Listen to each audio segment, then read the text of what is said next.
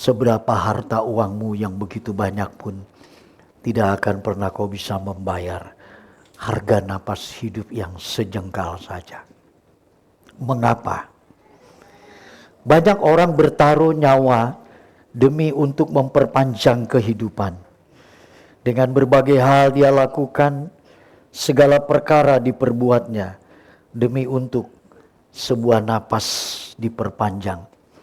Nah, oleh karena itu, jikalau saudara ada sebagaimana kau ada hari ini, dan kau bisa bernapas memuji Tuhan, hargailah itu sebagai satu anugerah Tuhan yang besar, yang tidak bisa kau kembalikan dengan apapun. Oleh karena itu, tema yang saya ambil pada pagi ini adalah soal hedonisme. Hedonisme mungkin ada sebagian orang memahami sebagai salah satu adalah hidup di dalam kesenangan duniawi. Dan memang seperti itulah perkara hedonisme. Tetapi sebelum berangkat dari itu semua, alangkah baiknya kita coba melihat di dalam suratan 2 Timotius pasal yang ketiga. Dan nanti mungkin media akan bisa menayangkan ini. 2 Timotius pasal 3, kita lihat di sana pada ayat yang ke-1 sampai dengan ayat yang ke-2. Kalau saudara menemukan, saya membacakan ayat pertama, Bapak Ibu Saudara ayat yang kedua. Perhatikan dengan baik-baik, karena iblis setan itu sangat licik dan pintar sekali. Dia bisa mengambil momen kebenaran itu sekilas saja, sehingga setiap kita hilang daripada berkat itu. Demikian firman Allah mengatakan di dalam 2 Timotius pasal pertama sampai kedua, firman mengatakan, keadaan manusia pada akhir zaman. Ketahuilah bahwa pada hari-hari terakhir akan datang masa yang sukar. Yang kedua,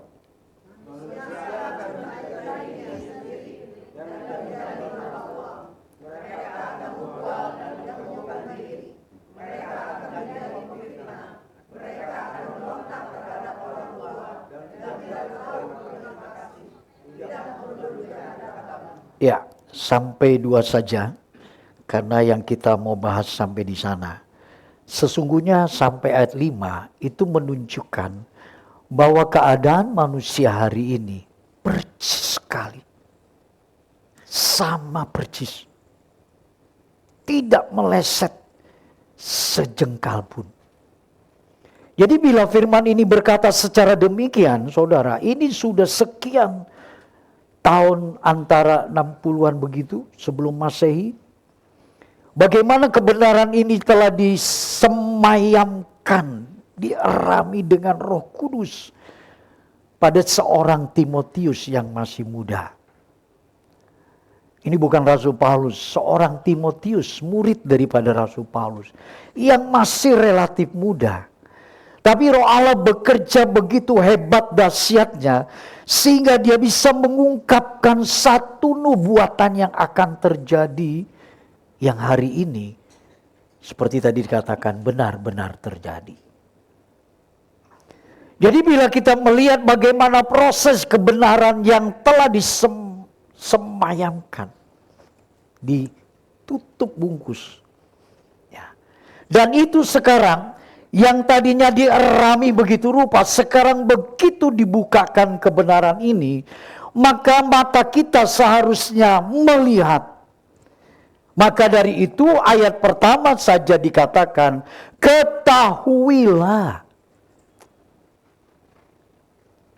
Jangan kita masa bodoh, jangan kita tidak peduli, jangan kita tidak mau tahu tentang keadaan zaman sekarang ini. Timotius sedang mengingatkan kepada jemaat yang kala itu dia merasa Allah berkata untuk menjelaskan kepada mereka bahwa perkara masa zaman, bahwa perkara saat sukar, bahwa perkara di mana zaman akhir telah tiba, maka ada tanda-tanda di dalam zaman itu yang saudara harus tercelik melihat. Jangan tidak mau tahu. Jangan tidak masa bodoh gitu. Maka dari itu diawali ketahuilah. Supaya kita sadar, supaya kita mawas diri, supaya kita menjaga diri kita ini. Berapa lama sih dunia ini bertahan? Berapa lama sih usia kita bisa sanggup di dunia ini? 60 saja sudah penyakitan. Apalagi 70, apalagi 80. Jalan pun sudah terseok-seok. Padahal kekekalan itu tidak ada batasnya. Unlimited yang di dalamnya kita tinggal bersama dengan Tuhan. Dan itulah mestinya yang menjadi fokus tujuan kita ke sana. Namun keberadaan kita yang ada di dalam dunia ini, mau tidak mau kita perkarakan hidup sebagaimana Tuhan mau perkarakan hidup yang di dalamnya kita ada. Kita akan lihat lebih jauh Bapak Ibu. Di dalam keadaan hari-hari terakhir yang akan datang adalah satu masa yang sukar. Ya. Sukar itu artinya tidak bisa diselesaikan. Dan sukar pengertian yang lain adalah tidak bisa ada jalan keluarnya atau solusi. Itu kata sukar.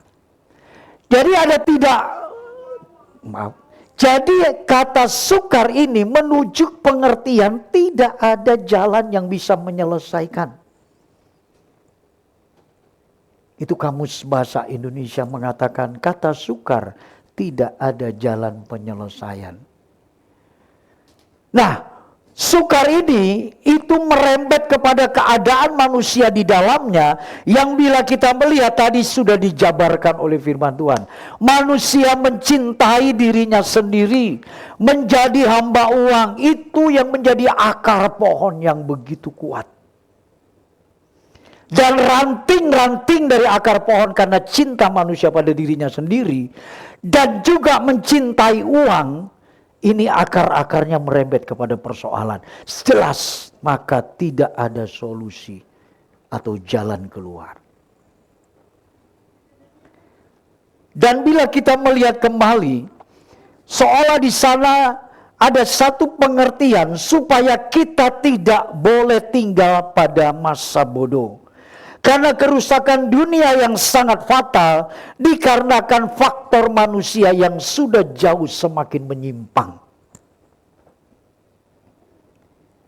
Sehingga kesukaran itu tidak ada lagi jalan keluar. Nah, salah satu sendi dan etika daripada manusia punya keberadaban, bahkan moral manusia semakin hari percis seperti firman Tuhan katakan, rusak berat total. Gak usah jauh, saudara biasa bangun jam 10 pagi, disuruh bangun jam 7 pagi, itu penderitaan besar. Atau sebaliknya, saudara bangun jam 4 pagi, coba-coba saudara mau bangun jam 10 pagi, penderitaan besar juga tidak mungkin saudara bisa. Itu hal yang kecil. Apalagi soal kerusakan dalam diri kita. Dan bila kita melihat lebih jauh, kerusakan total yang ada di dalam diri manusia dikarenakan faktor manusia yang sudah berjalan menurut kecintaan dirinya sendiri. Dikarenakan itulah maka firman Allah mengatakan ayat yang kedua tadi, ya. Di sana jelas sekali dikatakan mereka akan membual. Membual bahasa lain kalau bahasa media sekarang yang viral itu biasa apa? Hoak. Yang gak bermakna, yang tidak berarti. Kalau saudara melihat kata membual, itu kalau saudara lihat air membual tuh. Gak ada arti. Dan itu kalau kita melihat ketika manusia sudah jatuh di dalam suasana mencintai diri sendiri, membual pun dia tidak sadar itu dia lakukan. Bukan saja membual, kriteria lebih lanjut karena kecintaan kepada diri sendiri akan uang juga di dalamnya. Maka mereka akan menyombongkan diri. Saya rasa firman Tuhan ini udah berulang kali. Entah berapa sekian puluh kali kita dengar. Tapi seolah Allah terus mengingatkan bahwa akhir zaman ini adalah satu situasi yang sulit diselesaikan. Tidak ada bisa, kecuali hanya Tuhan yang mampu. Dan berangkat dari itu, seseorang yang kalau sudah masuk ke dalam satu keadaan hedonisme, ya, kesenangan terhadap diri sendiri,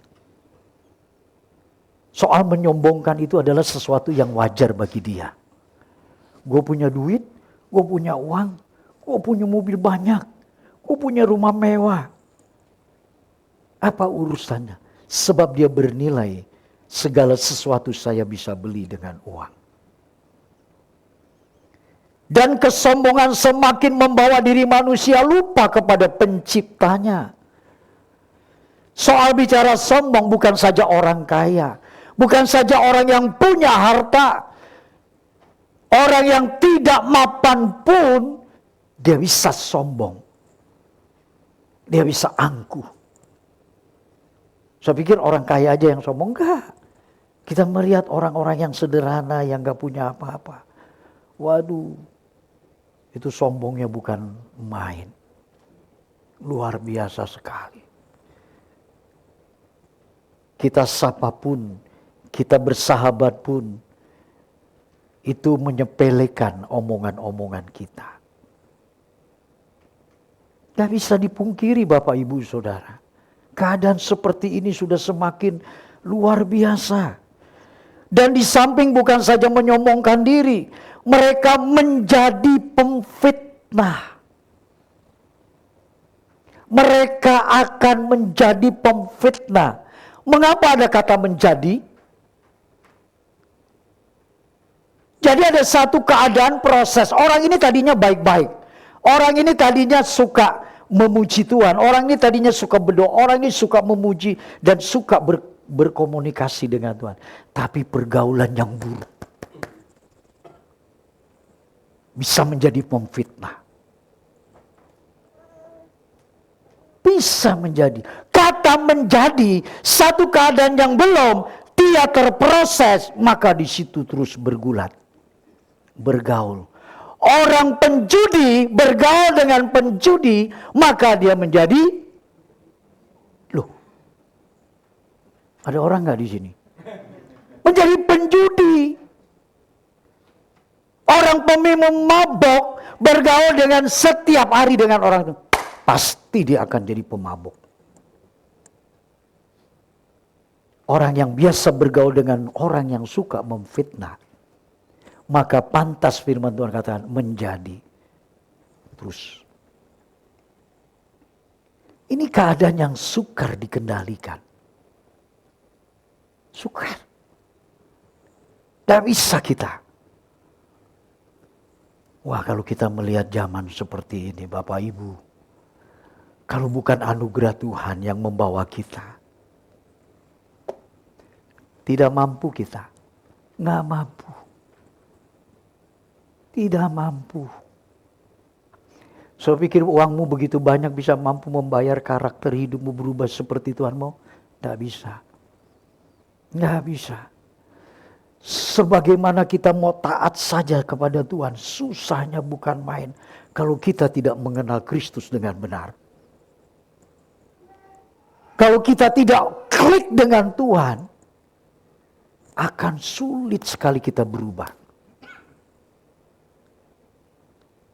Maka dari itu, pahamilah ini dengan benar dan ketahuilah. Keadaan ini sudah seperti ini Bapak Ibu Saudara. Dan di samping itu mereka bukan saja menjadi pemfitnah, mereka berontak terhadap orang tua. itu sudah melewati batas. Sesungguhnya level manusia itu punya etika dan moral. Tapi itu sudah terlewatkan. Berontak terhadap orang tidak. Dan juga tidak tahu berterima kasih. Ya, tidak tahu. Kan aneh kan? Manusia kan dibekali dengan akal kan? Dengan pikiran. Kita nggak sama loh dengan ciptaan Tuhan yang lain. Kita bukan hewan atau binatang yang nggak memiliki akal. Kita dibekali. Kalau sampai kita tidak tahu berterima kasih, aduh susah ada ngomongnya. Itu bofat, saudara. Udah nggak ada bahasa lain. Tidak tahu berterima kasih. Saya berpikir ini hari orang tidak ada di sana. Dunia sudah semakin membawa arus manusia ada di tempat orang tidak tahu berterima kasih. Nggak usah jauh lah. Saudara beli sesuatu apapun. Pernahkah pedagang itu berkata terima kasih sekarang? Beli apa, Bu? Oh ya, dah selesai. Semakin tererosinya akhlak, moral, etika manusia. Saya pikir itu zaman dulu 20 tahun lalu. Nah, sekarang ini. Coba bila kita melihat ini merambah bukan ke dalam dunia kekristenan, ini merambah bukan di dalam dunia pelayanan, ini merambah nggak ada di komunitas orang-orang yang dikatakan percaya kepada Yesus. Mohon maaf ya, di sini mungkin nggak ada. Pak John, ya. Terima kasih nggak? Maaf Pak. Nggak ada. Kristen kenal Allah. Yesusnya Tuhan. Kok bisa ya? Kok bisa ya? Coba. Ketahuilah masa-masa ini sukar. Kalau kita tidak punya disiplin rohani, kalau kita tidak punya takut akan Allah, kalau kita tidak hidup dalam kesalehan, kalau kita tidak jujur, kalau kita tidak menjauhi kejahatan, selesai. Tuhan tidak pernah tertarik orang hidup yang demikian.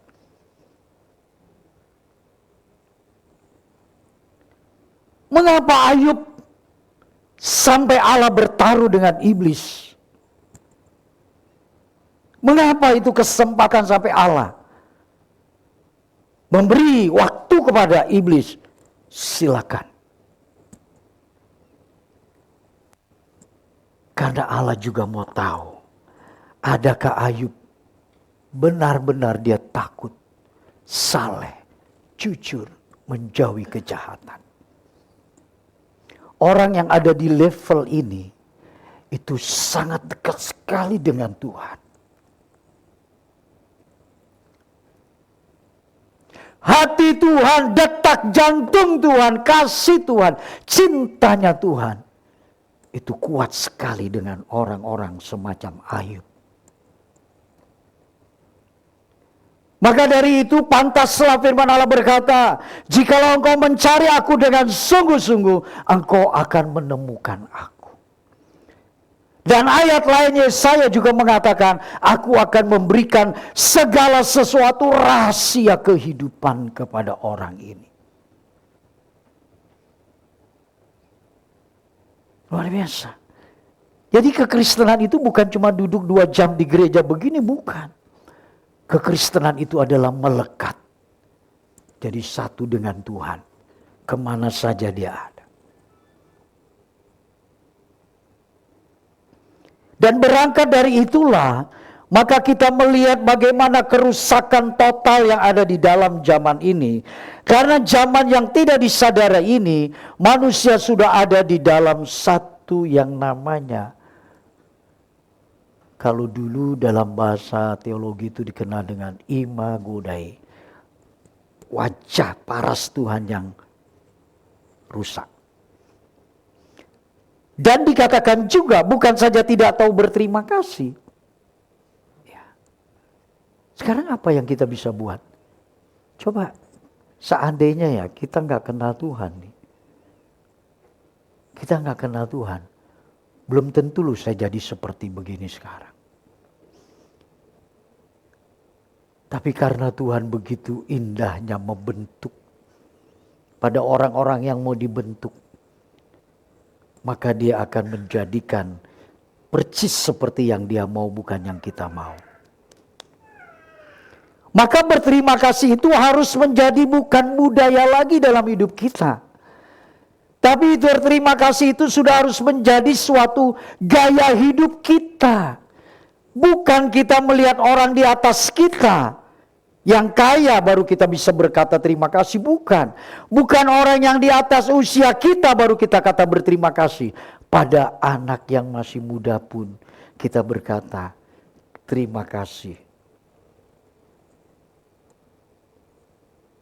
Terima kasih Okta, terima kasih Diki, terima kasih Albert.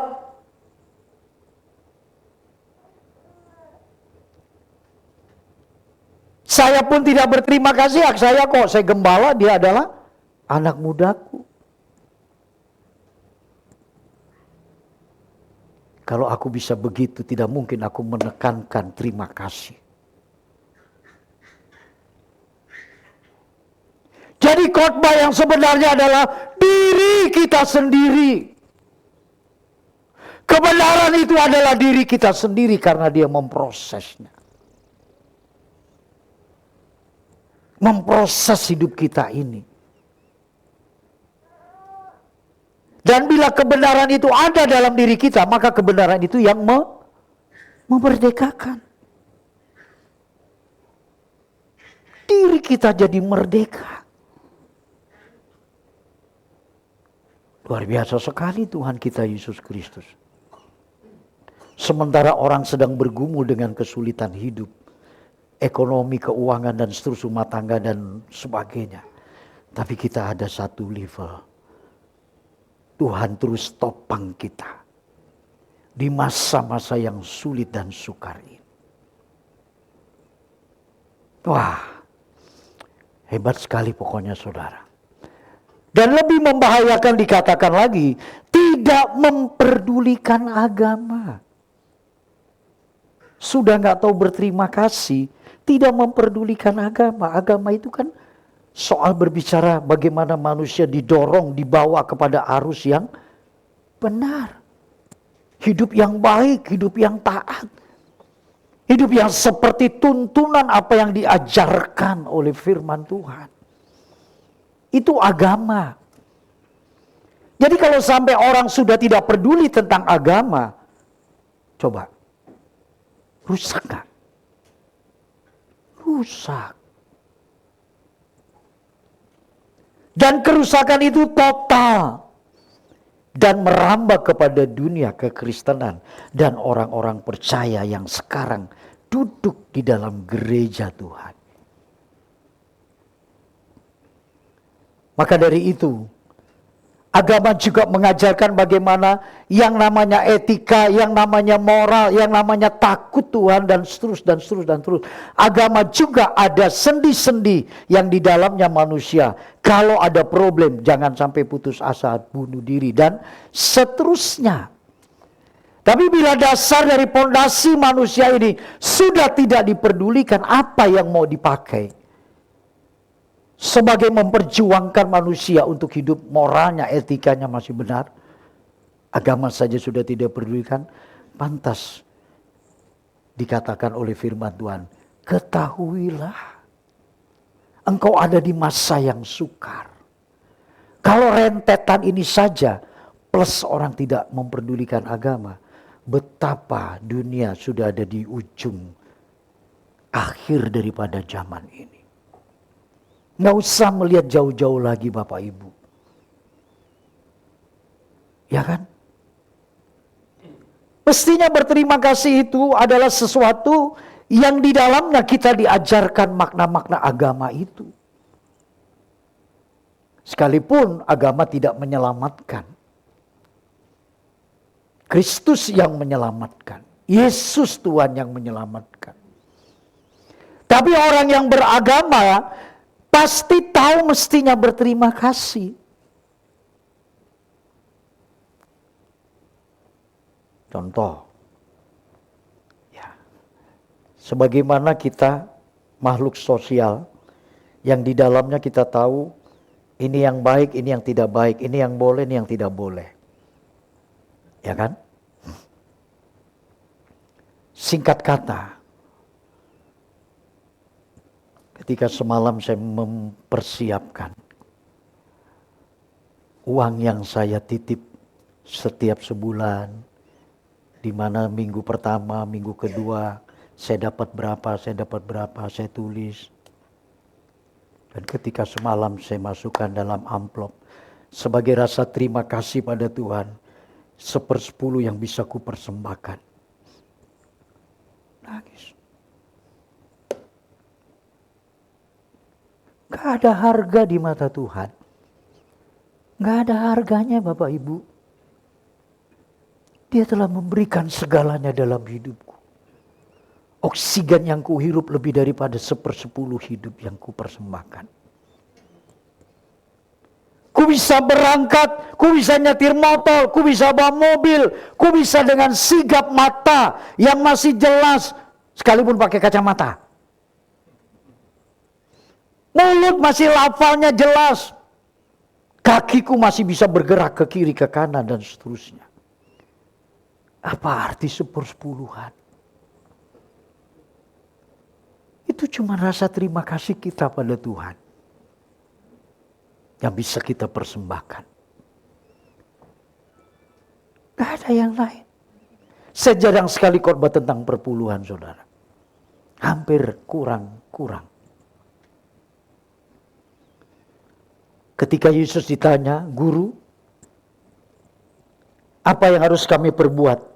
Dia persembahkan, memperlihatkan pada Yesus 1 mata uang. Yesus berkata apa? Apa yang kamu lihat di sana? Gambar kaisar. Kembalikan pada kaisar. Apa yang kamu lihat sebelahnya? Gambar Allah. Kembalikan pada Allah. Kembalikan pada Allah. Apalagi?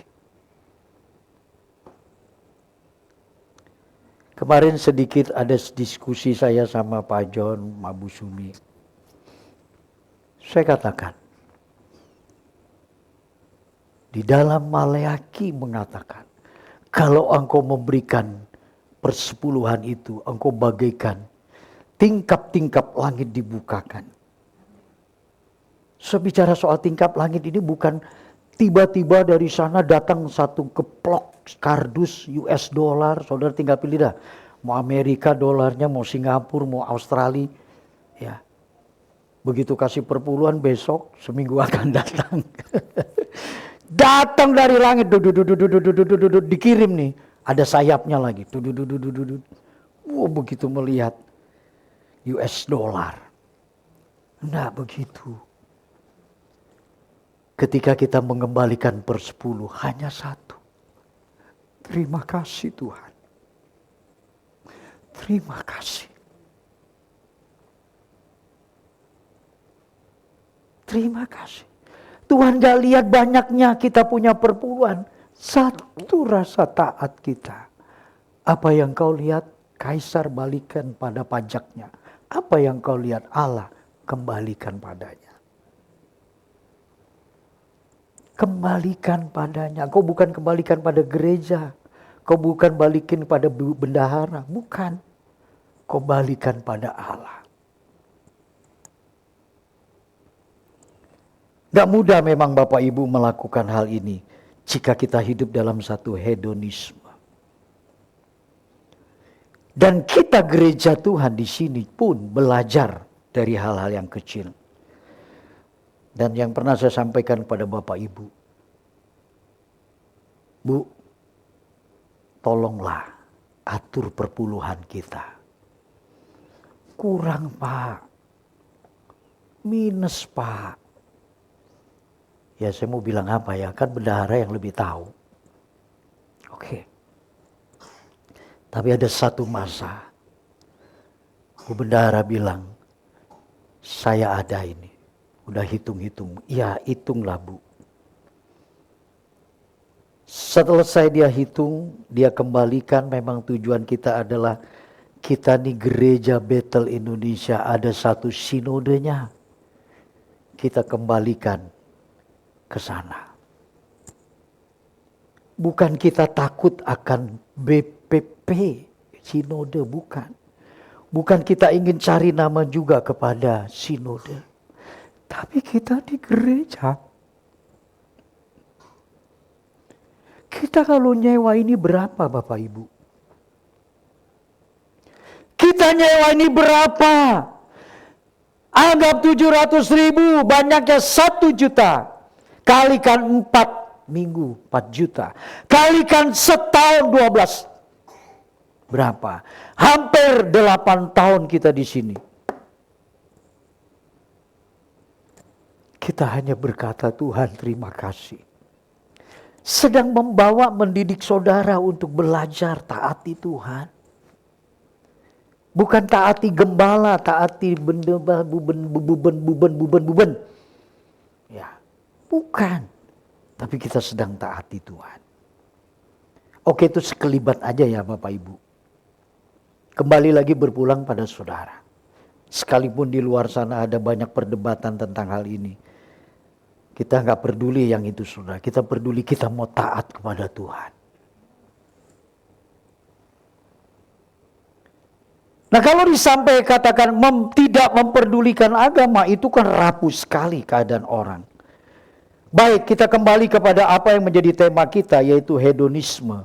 Bagian-bagian tadi yang telah kita ungkap dan kita selesaikan dengan kata sukarnya, saudara harus mengetahui di sana letak daripada hancurnya manusia hari ini. Hedonisme adalah sebuah kata yang sesungguhnya dari bahasa Yunani, yaitu hedon.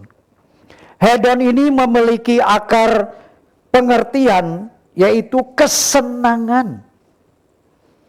Bahwa kesenangan dan kenikmatan adalah tujuan utama daripada hidup. Itu hedon. Jadi hedonisme ini berbicara tentang kenyamanan dan juga kesenangan untuk menjadi yang utama dari kehidupan. Bukan Tuhan. Nah, bila pengadut hedonisme percaya bahwa hidup harus dinikmati. Harus mengalami kesenangan. Ya, hidup harus dinikmati, kesenangan harus dikejar. Itu orang belakangan ini saudara coba perhatikan. Kan harusnya ke sana semua nih. Ya kan?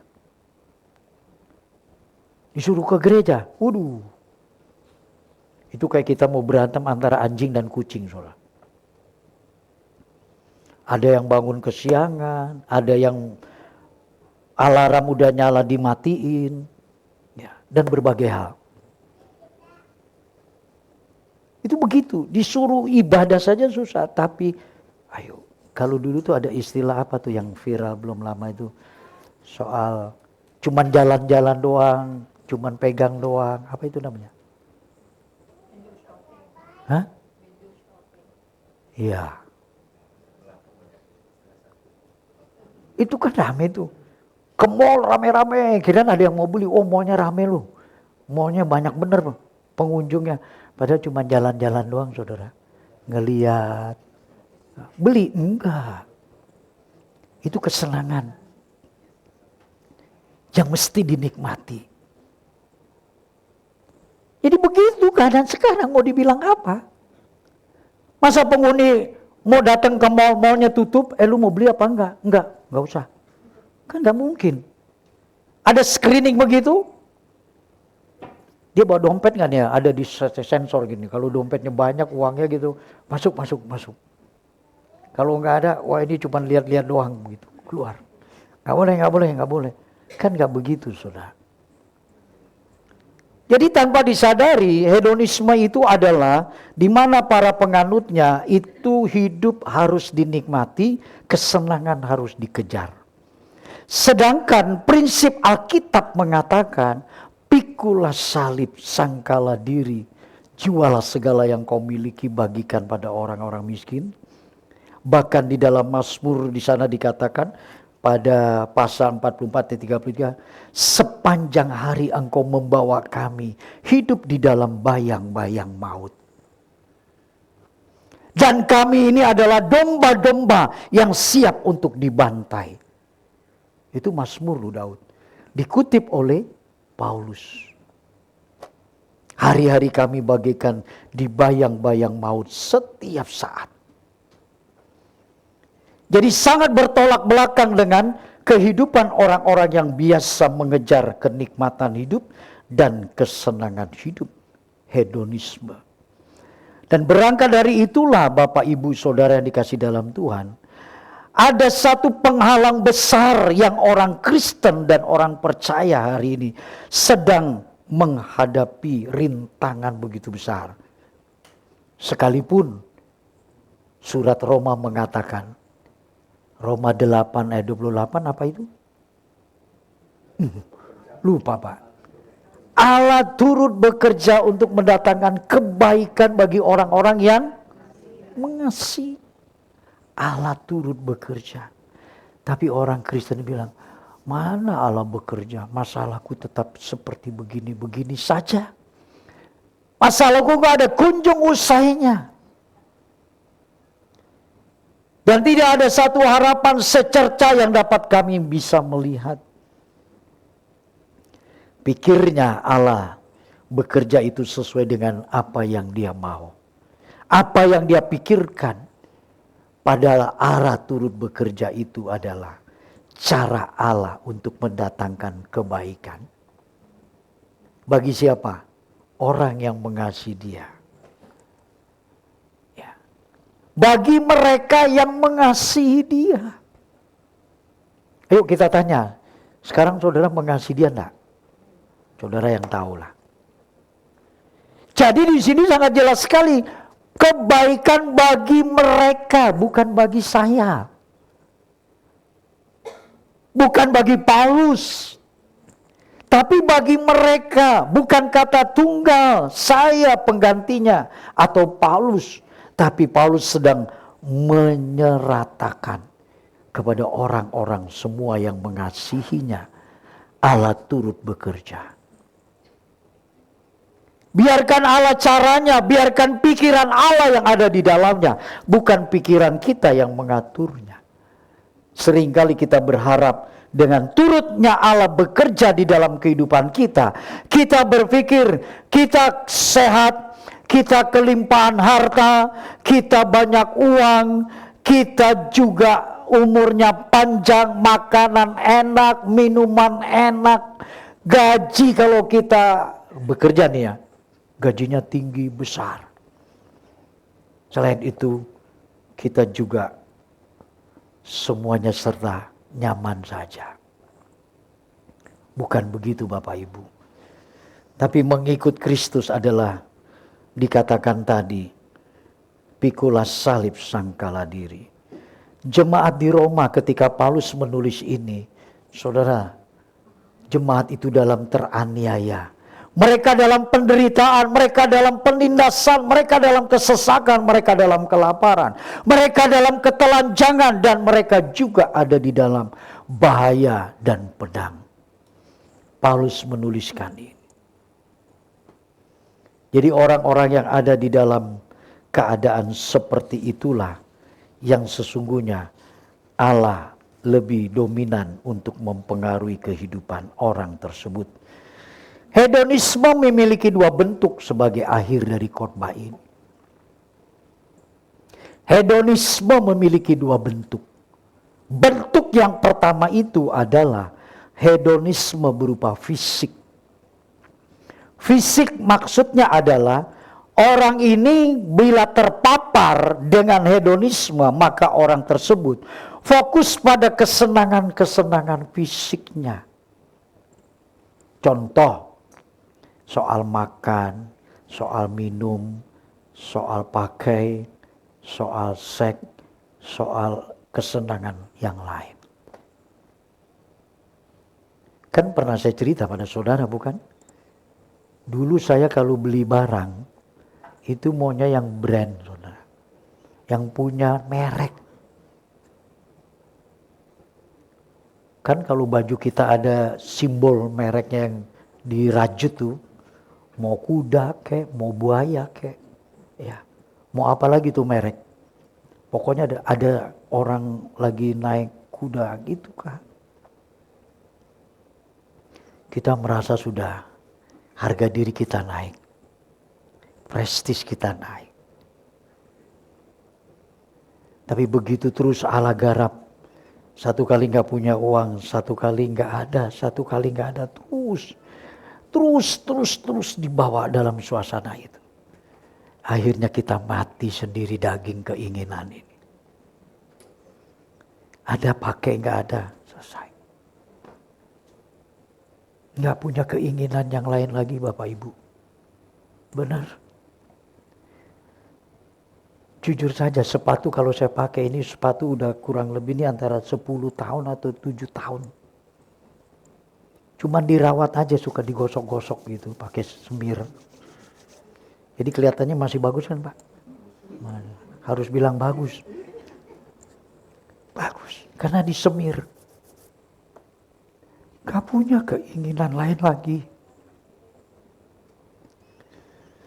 Memang sih kita lihat ke mall, kita masuk, ya hanya begitu aja. Udah selesai lihat di mall, udah yuk kita pulang. Nah, memang gak bisa dihindarkan cuman ngopi saja. Itu yang masih sulit kita hindarkan. Semoga dalam waktu-waktu ke depan. Nah, di samping hedonisme yang berbentuk fisik, ada hedonisme yang berbentuk spiritual. Hedonisme yang berbentuk spiritual ini, orang yang terpapar di dalamnya fokus pada kesenangan mental dan emosional. Ini biasanya akrab sekali di dunia Kristen, di dunia pelayanan, di dunia komunitas orang-orang percaya.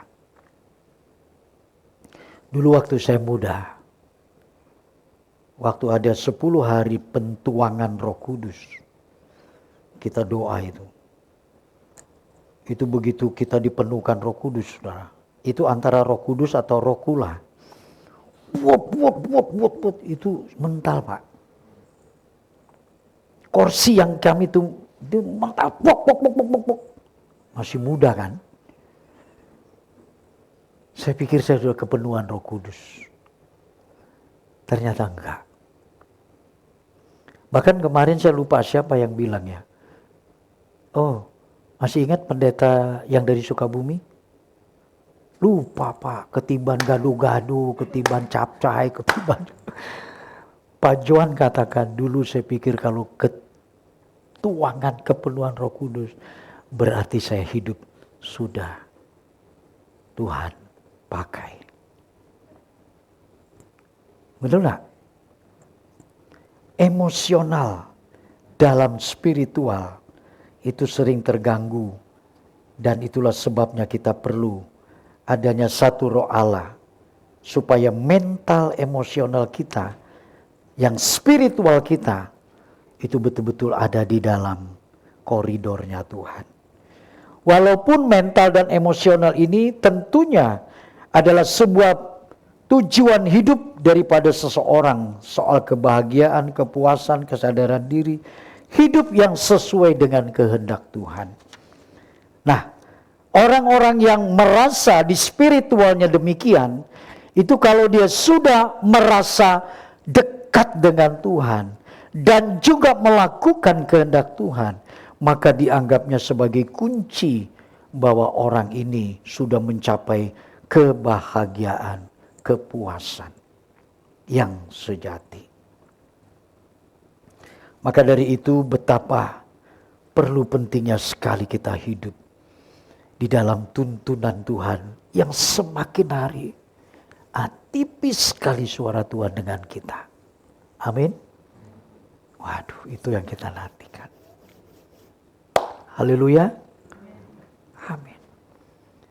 Maka dari itu, hedonisme ini ketika dia merambah, saudara kan tahu nih, kenapa belum lama terjadi kerusuhan yang begitu hebat. Halo, jangan pura-pura gak tahu lu. Tadi firman Tuhan bilang, ketahuilah. Hei, umat Tuhan, ketahuilah, hari-hari ini sukar. Kan gara-gara begini kan, itu Jakarta jadi rusuh. Sementara di dunia yang lain, di kampung yang lain, mau makan pakai beras saja susah, dan seterus. Karena sudah terpapar hedonis. Gak ada solusi. Sekalipun ini hari dapat tuntutan 17+8. Kalau sudah hedonisme merambah, hanya satu anugerah Tuhan yang membawa orang-orang percaya melekat terus. Sambil kita berdoa untuk semua bangsa, terlebih bangsa yang kita cintai, Indonesia ini, yang di dalamnya kita berkungkung dan ada, bergerak dan bernafas. Tugas kita untuk mendoakan supaya semua berjalan, tidak lagi begini-begini lagi ya saudara. Ya, ini repot nih kalau begini di jalan kan, kalau di gedung begini gak apa-apa, kalau di jalan begini kan bisa dimasukin ke gerogol. Ya. Nah oleh karena itu, sebagai daripada umat percaya Tuhan, lalu bagaimana hubungan hedonisme dengan teknologi AI? Bagaimana keadaan sekarang ini? Jika Tuhan izinkan, to be continue. Lanjut aja minggu depan. Karena kita ada perjamuan. Amin. Saya percaya Tuhan hadir di tengah kita. Dia begitu mengasihi kita.